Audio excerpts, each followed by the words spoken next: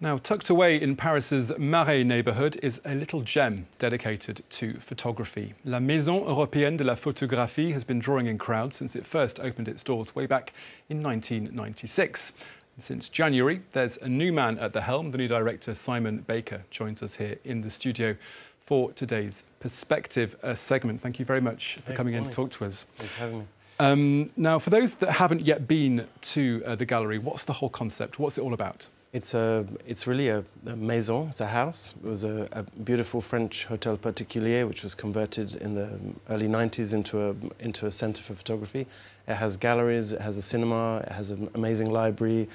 So it's really a home of photography in many ways. Now, you've been behind your new desk at the MEP for almost a year now, since January. What have the first few months been like there?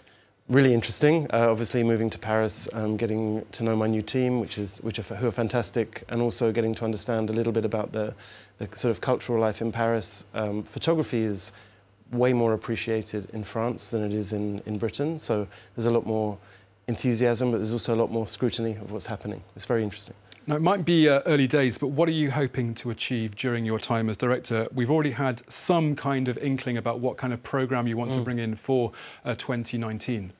Well, one of the things is to open up the MEP. It is a house, and it can have the feeling of being a kind of closed house because it's kind of a walled garden with a courtyard and so on.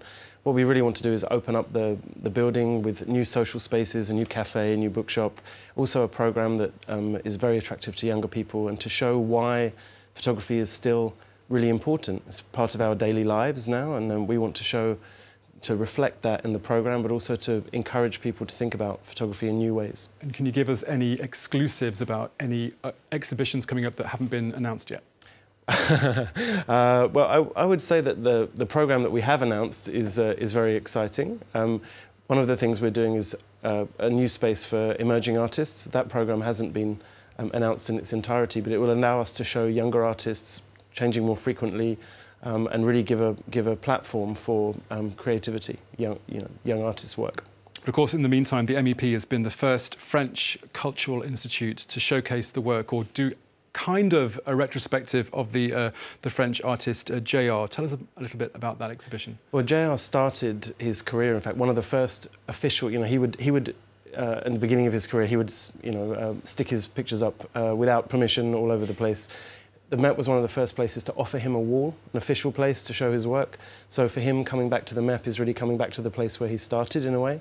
And it's a huge installation, retrospective in a way, showing how he makes his work, how he thinks about the sort of processes behind his work. So it shows his models and maquettes and his thought process, and also images of the final installations, which, as you probably know, are very dramatic, large-scale, outdoor things.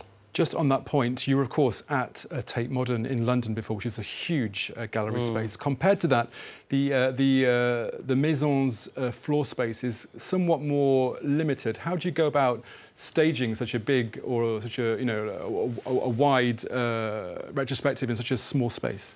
Well, it's really not a small space. I mean, in the Tate looks like a huge building, but they never gave me the whole thing. So you'd get a suite of rooms to make an exhibition. JR has the whole of the building, which is very much the same as having one exhibition suite at Tate Modern.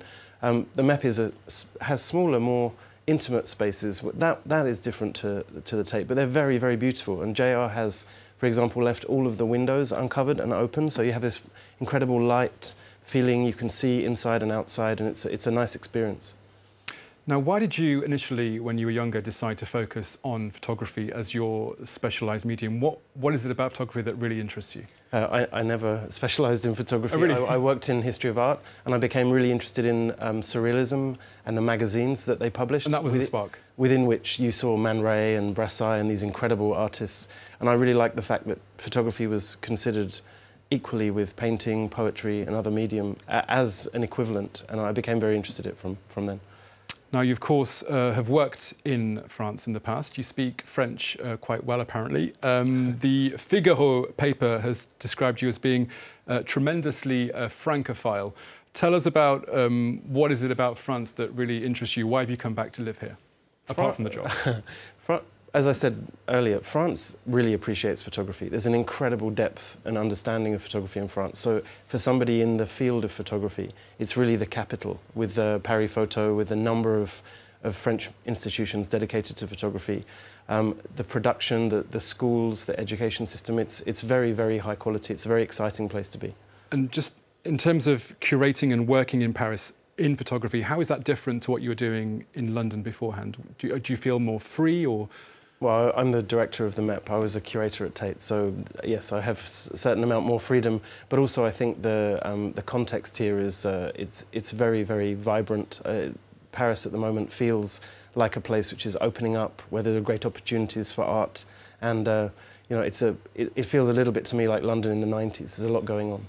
Now, in 2009, as we were saying, you became the Tates' first ever photography curator. Why didn't that position exist in the past? And was that appointment potentially a watershed moment? Was it, you know, a sign of the times and that photography was becoming more important in the art world?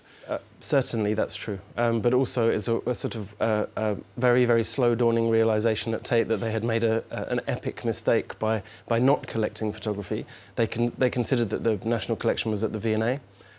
So they believed that was kind of covered. But then as artist practice changed, it became increasingly difficult to say, well, it's all at the V&A and we don't need it here. And I think that, you know, they realised in the end that it was an indefensible position to keep it apart.